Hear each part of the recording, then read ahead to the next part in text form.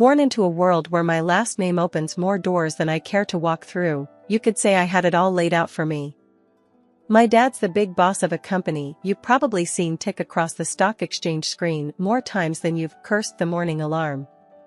Yes, that kind of rich.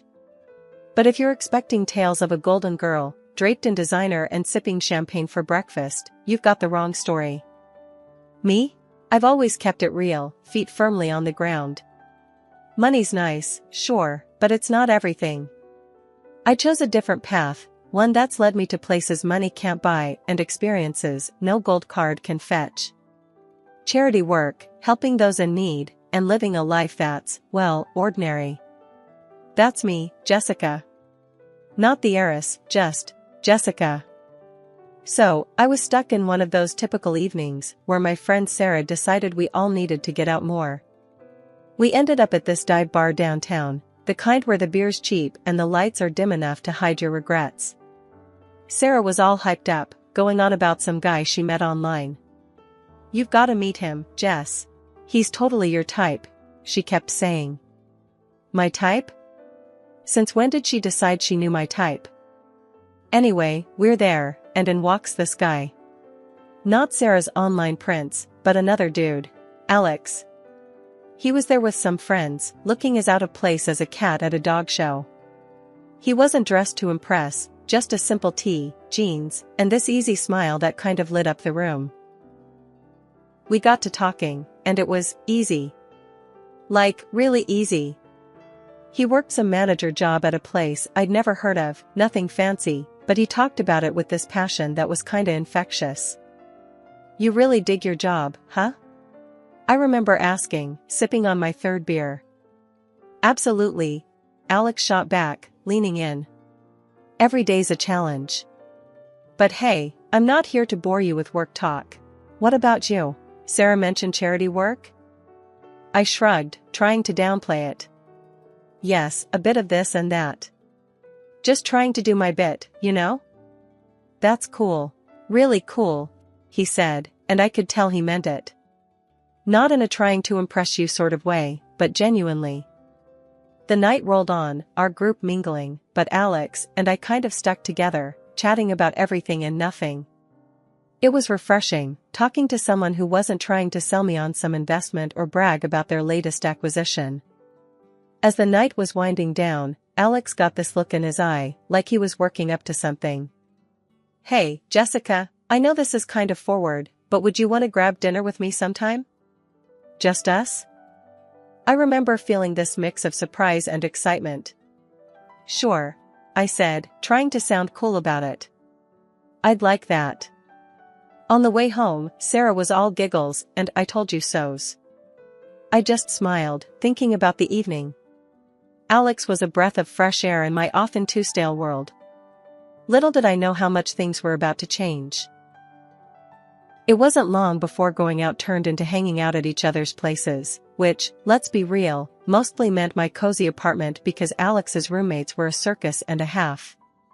One evening, sprawled on the couch after devouring what might be the world's most average takeout pizza, Alex turned to me, his eyes serious, but his tone light. "Jessica, how do you feel about making this a more permanent arrangement?" he asked, crumbs still clinging to the corner of his mouth. I raised an eyebrow. "You proposing we split a Netflix account or something more along the lines of a lease?" He chuckled, brushing off the crumbs. "Well, I was thinking more like a life together. But hey, we can start with Netflix." The simplicity of it, the straightforwardness, no grand gestures or dramatic backdrops, just us, in our element. It felt right. "Alex, if you're asking what I think you're asking. Yes. 1,000 times, yes." And just like that, with the aroma of cheap pizza as our witness, we decided to tie the knot. It was swift, sure, but when you know, you know. Telling our families was the next hurdle. My folks, well, they've always been about the "as long as you're happy" mantra, but this was putting it to the test. Dad, with his business empire, and Mom, the socialite, they had visions of me settling down with someone more in our circle. I broke the news over dinner, the fancy kind, where you're not sure which fork to use for the salad.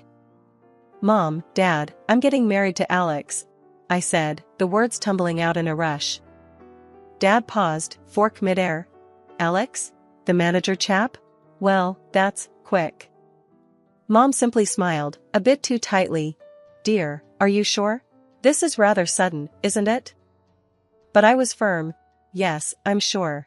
He's amazing, and we're really happy together." Their skepticism was palpable, but so was their love. "Well, if he makes you happy, darling," Mom conceded, and Dad nodded in agreement. Alex's folks were a whole different ball game. We went over to their place, a cozy little house that seemed always to smell like fresh cookies or something equally comforting. Judy and Martin, they were as down-to-earth as they come, and they welcomed me like I'd always been a part of the family. "Alex tells us you're setting a date?" Martin asked, passing me a plate of those infamous cookies. "Yes, we're thinking sooner rather than later. Small ceremony, nothing fancy," I replied, trying to gauge their reaction. Judy beamed. "Oh, sweetheart, that's wonderful. We're just thrilled for you both." Their warmth was enveloping, a stark contrast to the cautious optimism of my own parents. It was clear, right from the get-go, that our worlds were different, but the common ground was the genuine happiness for me and Alex. Planning the wedding, we were on the same page: keep it simple, keep it us.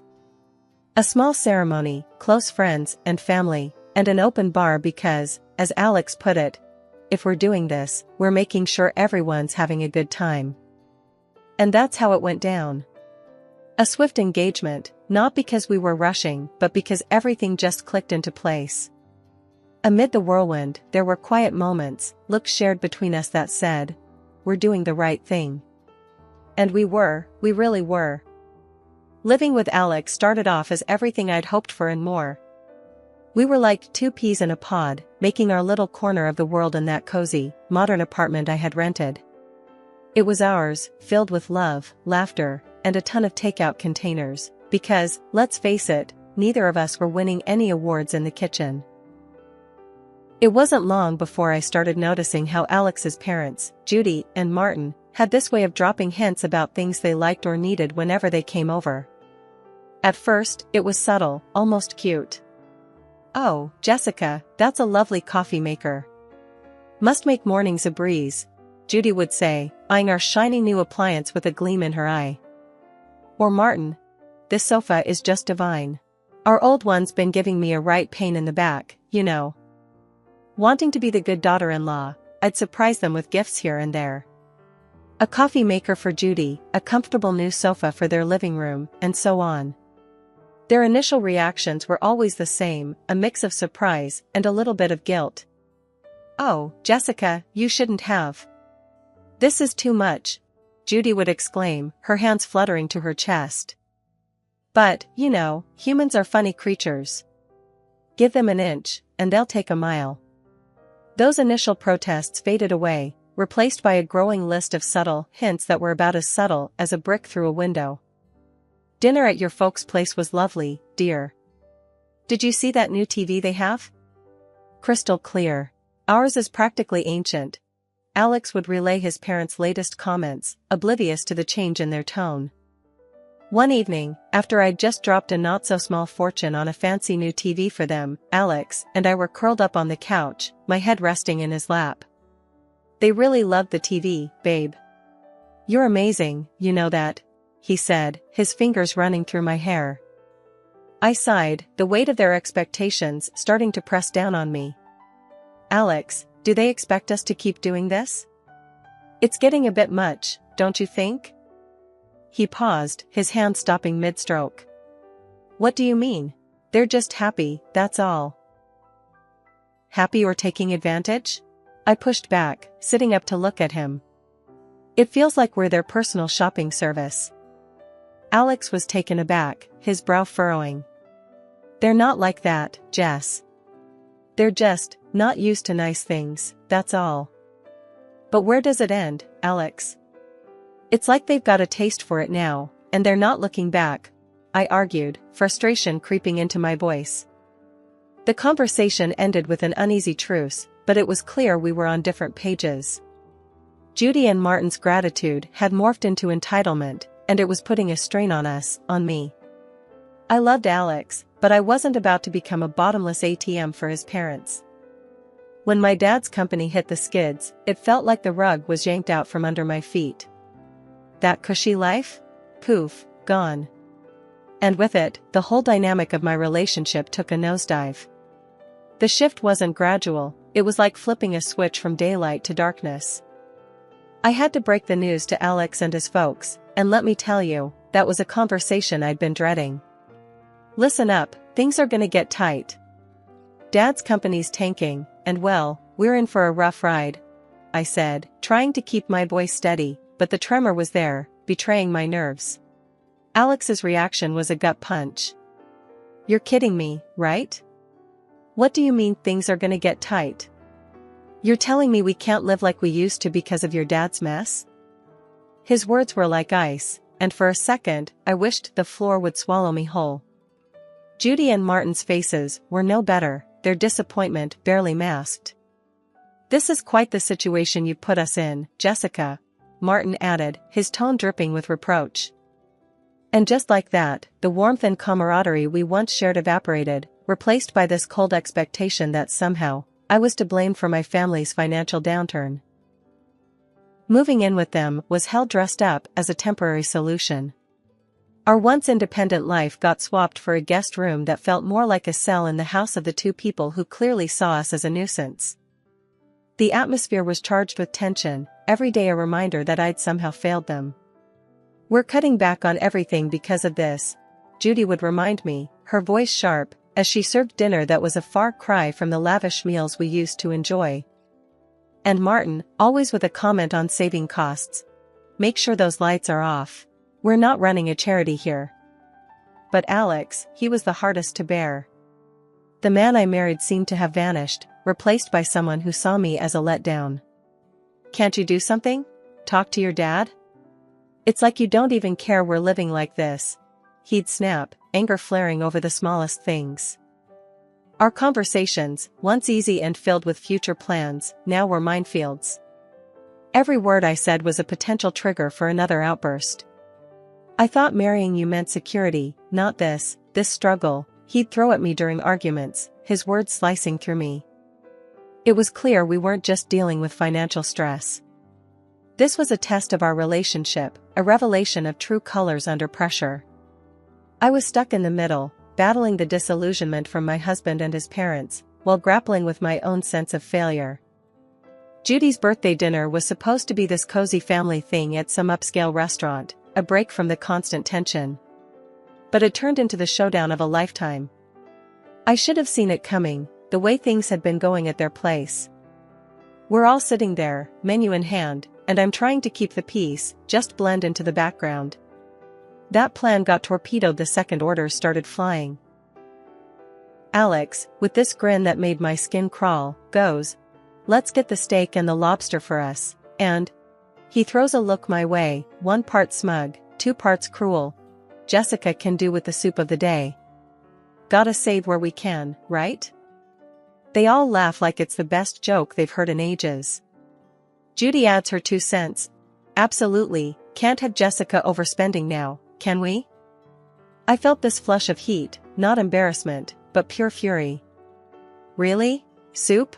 What's this, some kind of sick joke? I snapped back, my voice sharper than I intended. Oh, come on, Jessica. It's just a bit of fun, Alex said, that smirk still plastered on his face. That's when I lost it. Fun? This is your idea of fun? When the chips are down, you just show how petty you really are. I can't believe I fell for your act. You could hear a pin drop. The whole restaurant was watching now, the awkwardness off the charts. I didn't sit back down. Keep your fancy dishes and your pathetic jokes. I'm out, I said, standing up so fast my chair nearly toppled over. The noise echoed, turning more heads our way. Alex reached out, trying to play the peacemaker. Jessica, don't. Let's not make this a scene. A scene? You think I care about making a scene after that stunt? This is about respect, something you clearly have none of. I yanked my arm free and made for the exit, the weight of their stares on my back. Stepping out into the night felt like breaking out of prison. My phone was blowing up, Alex no doubt, trying to do damage control. I ignored it, my mind made up. I drove back to their place, a storm of emotions brewing inside. How had things gone so sour? Alex and I were a team, or so I thought. But that dinner? It was a slap in the face, a wake-up call I couldn't ignore. Back at the house, I packed my bags in record time, each folded shirt a reminder of the life I was leaving behind. It wasn't just about leaving a place, it was about leaving a relationship that had shown its true colors. I turned off my phone, cutting off the barrage of messages. The silence was eerie, but welcome. That night wasn't just the end of a disastrous dinner, it was the close of a chapter one had no interest in revisiting. After the disaster that was Judy's birthday dinner, I found myself driving to my parents' house. The night was quiet, a stark contrast to the storm raging inside me. By the time I pulled up to their driveway, my decision was made. I needed sanctuary, yes, but more than that, I needed advice, something only my dad could offer. Walking into the house, the familiarity of it all was both comforting and jarring. Mom was asleep, but Dad was up, sitting in his study, surrounded by papers that seemed less important the moment I stepped in. "Jessica? What are you doing here at this hour? Is everything okay?" He stood up, concern etching his face. I took a deep breath, the events of the evening pouring out of me in a flood. I told him about the dinner, about Alex and his parents, and how I felt like I'd been reduced to nothing but a source of income for them. Dad listened in silence, his expression hardening with every word. When I finished, he sighed, a sound that carried years of experience and a hint of sorrow. "Jessica, I saw this coming. I just hoped I was wrong," he finally said, his voice steady but filled with empathy. "How could I have been so blind, Dad?" "I thought Alex. I thought we were different," I said, feeling the weight of my naivety. He walked over, putting an arm around my shoulders. "You wanted to see the best in him, in them. There's no fault in that. But people show their true colors in tough times. It's a hard lesson, but an important one." I nodded, the reality of his words sinking in. "But what do I do now? I can't go back there." "You'll stay here, for starters. As for the rest, we'll figure it out together," he assured me, his confidence a balm to my frayed nerves. Then, he shared something that took me by surprise. "You know, the company's situation isn't as dire as it seems. We're actually on the verge of a breakthrough." It was a strategic move, a way to weed out the opportunists. I stared at him, stunned. "So, you mean to say we're not broke?" He chuckled, a sound that was part relief, part amusement. "Far from it. But it was important to see who would stick around when the chips were down. Unfortunately, Alex and his family showed their true selves. The revelation was a lot to process. My anger towards Alex and his parents was now mixed with a sense of vindication. They had revealed their true motives, and in doing so, had freed me from a future of manipulation and deceit. "Dad, I don't know whether to be relieved or furious," I admitted, the emotions battling inside me. "Be both. It's okay. But remember, this experience has taught you something invaluable about people and their intentions. Use it, learn from it," he advised, his words grounding me. Walking up to Judy and Martin's house the next day felt like heading into the lion's den. I was ready for a showdown, but nothing could have prepared me for the cold reception I got. Alex was standing there, divorce papers in hand, with a look that could only be described as triumphant disdain. "Here you go. Let's get this over with," he said, practically shoving the papers at me. His parents were hovering behind, barely containing their glee. Finally getting rid of the freeloader. Judy snickered, and Martin nodded in agreement, a smug smile plastered across his face. Alex joined in. "Yes, turns out you're just an ordinary dummy without your daddy's money. Thought you'd cry, but guess what? We don't need a tearful mess around here." Their words stung, but not in the way they expected. I felt a bizarre mix of anger and liberation. I looked at the papers, then at them, and without a word, signed where I needed to. As I did, their smiles widened, thinking they'd won. But I had the last laugh. Pulling out a newspaper from my bag, I slapped it down on the table with more force than necessary. "Thought you might find this interesting," I said, my voice dripping with unrestrained satisfaction. The headline screamed about my dad's company making a monumental comeback, profits soaring higher than ever. Watching their faces drain of color was a sight I'd pay to see again. Judy and Martin's smugness vanished, replaced by shock, then desperation. Alex's arrogance crumbled, leaving him looking like a child who'd just lost his favorite toy. Judy suddenly switched gears, stepping towards me with arms wide open. "Oh, my sweet girl, it's all a big misunderstanding. Let's hug it out." Martin, ever the opportunist, chimed in. "Let's not rush things. Sit down, have a coffee, and we can talk this through." And Alex, oh, Alex, he was the picture of regret. "I was wrong, okay? We can fix this. I want to make everything right. Please." Their sudden change of heart was almost comical. Almost. I couldn't help but laugh, a deep, hearty sound that felt cleansing. "You three are something else, you know that? But here's a newsflash for you, I'm done. Done with the lies, the manipulation, and the so-called family that only values me for my bank account." I turned to leave, their protests and pleas fading into the background. They called after me, a mix of desperation and disbelief in their voices, but I didn't look back. Not this time. After the spectacle at Judy and Martin's house, I was done. Not just with them, but with the whole sorry saga that had become my life. I needed a fresh start, a clean slate. So, I took some time, holed up at my folks' place, getting my head and heart back in the game. One afternoon, a couple of weeks after the divorce was finalized, I was out for coffee with Sarah, my ever-supportive friend who had been there through it all. "Girl, you look like a weight's been lifted," she commented, sipping her latte. I laughed, feeling lighter than I had in months. "You have no idea. It's like I can finally breathe again." Sarah leaned in, her expression turning serious. "So, what's next for you, Jess? You've got a clean slate now." I thought about it, stirring my coffee absent-mindedly. "I'm not sure, but I'm excited to find out. Maybe I'll travel, pick up some of the charity work I had to put on hold.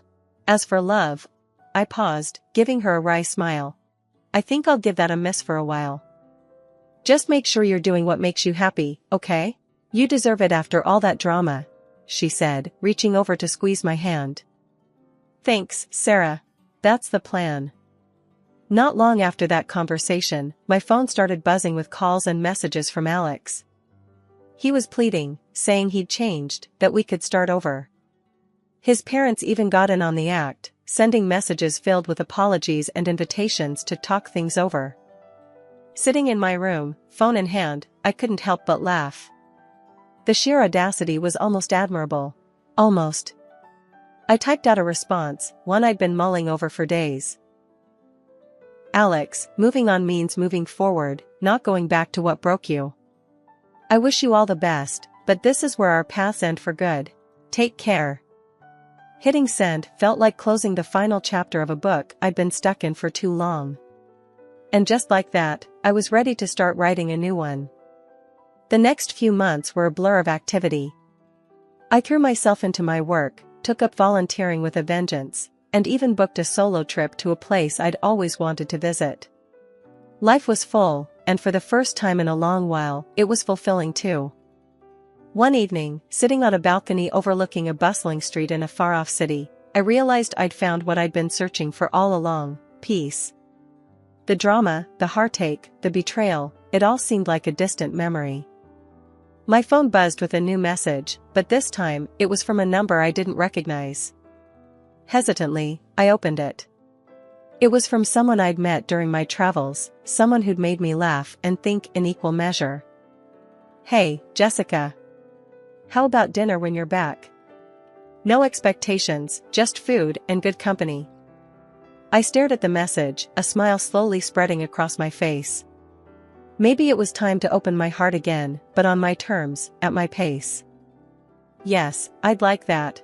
I typed back, hitting send before I could second-guess myself. Looking out at the city lights, I felt a sense of excitement for the future. I had moved on, not just from Alex and his family, but from the person I was when I was with them. I was stronger, wiser, and ready for whatever came next.